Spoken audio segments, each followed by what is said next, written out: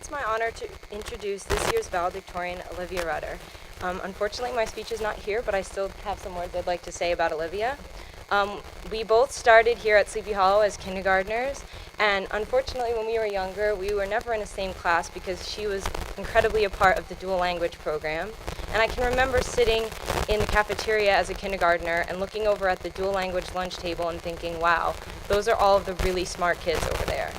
And over the past few years, I've had the amazing pleasure of getting to know my grade a little closer, including Olivia.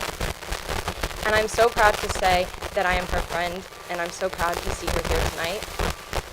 She is an awesome member of the National Honor Society, helping lead it. She is leader of the mock trial team, and also she also coaches youth soccer in her free time. And over these past 4 years, I've had the amazing pleasure of becoming closer with her, and we've also discovered that we have a very similar sense of humor and laugh together for hours. So I'm so happy to introduce Olivia here tonight and honored to call her my friend. So I'm proud to represent this year's saluted valedictorian for the class of 2018, Olivia Rudder.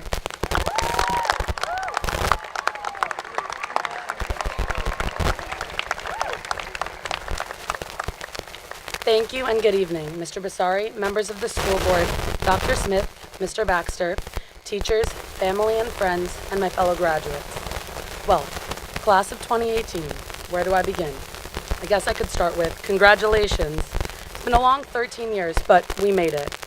And although sometimes this great ride was bumpy, I am incredibly grateful and proud to have been able to share it with all of you. From our very own long and intimidating walk across the stage at that first grade rose ceremony, to third grade when we acted out folk tales on the Morse stage, to fifth grade when we incessantly played wall ball at WI and were thrilled at the freedom we felt walking into town on Fridays where we would sit in Main Street Pizza for hours over our one slice, to the DC trip when basically all of the buses broke down at some point, to actually doing a really great job on our freshman hallway, to the 10th grade talent show, to late night drives to Rocky for bacon, egg, and cheeses, to our disagreements in the group me, to junior dinner and hanging out in Times Square, to finally winning Spirit Week, to the yearbook breakfast, and finally to prom, where everyone looked amazing, and we excessively took pictures, sat outside on the couches, and danced. And finally to this moment. We have been on an incredible journey together, and now, after years of traveling the same road, making memories together, taking real and mental photographs of every stop along the way, we made it to our destination, graduation, and our journey together is coming to an end. And I know everyone is probably telling you that this isn't the end, it's just the beginning of your future, which is true, but this is also the end of an era. It is the end of our childhood, the last time we will all be together with so many people who knew us when we were 5, 10, and 15, with whom we have spent countless hours, people with whom we have grown and have helped us become the young adults we are today. Even if you join the Sleepy family later on, you too have been part of seeing us through our most formative years, and we have all come together to this point. Graduation is the beginning of our future, but we should all take time to reflect on how far we've come, how much we've achieved, and the lessons we've learned since we stepped into that classroom the first day of kindergarten 13 years ago. Now, I'm not here to lecture you or tell you how to live your lives in the future. You all know as much as I do about life at the ripe age of 18, but I'd like to share with you one experience that I believe contributed tremendously to my achieving the honor of being able to speak to you all today, and that's the day I actually learned the value of education. Although you might not believe it, it has not always been the love of learning that pushed me to excel in school.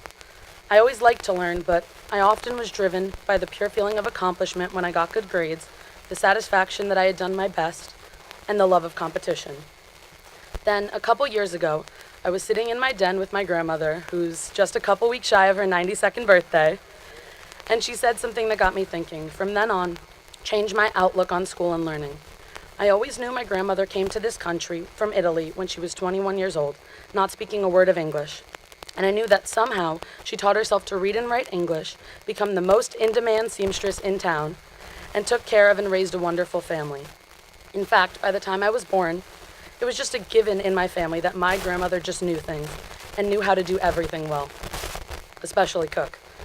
So it came as a shock that day when she turned to me with a sad look and said, I wish I could understand what you're studying, so I could talk to you about it. I did not have the opportunity to stay in school and learn. You see, my grandmother had to leave school in 5th grade to help care for her family and never had the opportunity to complete her education. Maybe I knew that about her before. If I did, I never really understood what it meant. But that day, it hit me. I finally appreciated what she had missed, and I understood the hunger for knowledge she continued to have even at 90. And I thought about all of the other places in the world where education is not a right, where gender, socioeconomic class, or skin color dictated whether you got to go to school.